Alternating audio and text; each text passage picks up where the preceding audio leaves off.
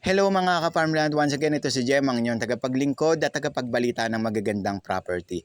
At yun po mga ka-farmland, itong ipapakita ko sa inyo ay tabing kalsada. Nakikita nyo naman yung itsura ng kalsada dito is rough road pa.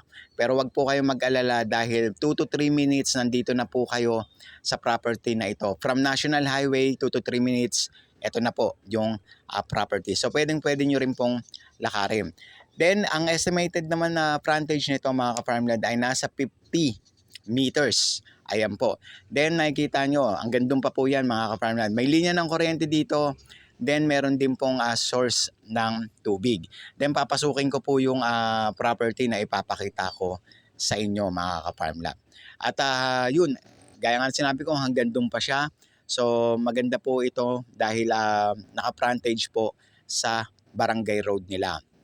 Eto, dito magi-start yung property mga ka-farmland, yung puno po na yan, ano. Then papasukin ko para makita po ninyo yung itsura.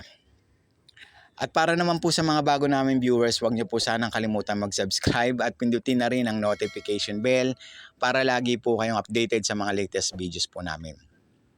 Eto mga ka-farmland, yung lupa po na ito, ang itsura niya ay flat po siya. Siguro mga 8 metro lang po yung pagka-flat niya. Then pababa na po siya. Then sa baba naman po is flat.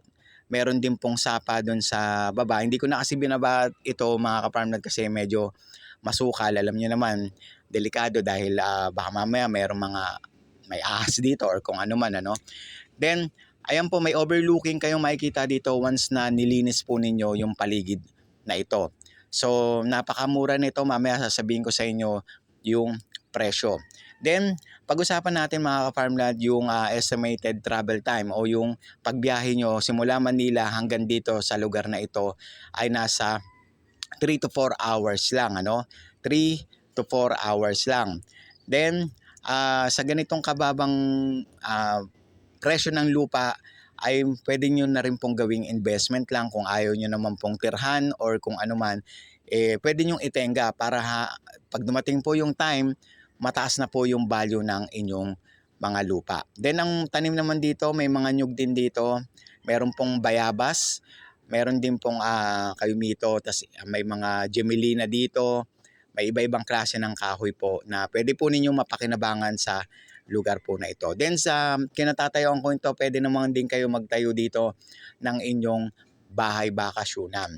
Then at yun, adventure camp, camping site, pwede rin ninyong gawin ito dahil pababa nga po yung lupa. Naka-elevated po talaga siya, medyo mataas. Pero meron naman tayo makukuha mga libreng panambak dito sa area na ito. Mag-hire lang po kayo ng tawag dito ng mga truck. Then, pag-usapan na po natin mga ka-farmland kung yung total area nito is 1.3 hectares. Ang presyo naman po nito mga ka-farmland ay kalahating milyon. So sa kalahating milyon meron ka ng 1.3 hectares na lupa. So ang gawin nyo, tingnan nyo lang kung ayaw nyong tumira dito o kung ano man, ano. Depende na po sa inyo mga ka-farmland. Napakamura po nito. Ito na po yata yung nakita ko na malaking lupa pero murang-mura lang po. So ano pang inaantay ninyo mga ka-farmland? Tawag lang kayo dyan sa mga numerong naka-flash dyan sa inyong mga screen at mag-set tayo ng tripping. Maraming salamat po sa inyo mga ka-farmland. Have a nice day po. Ingat po kayong palagi.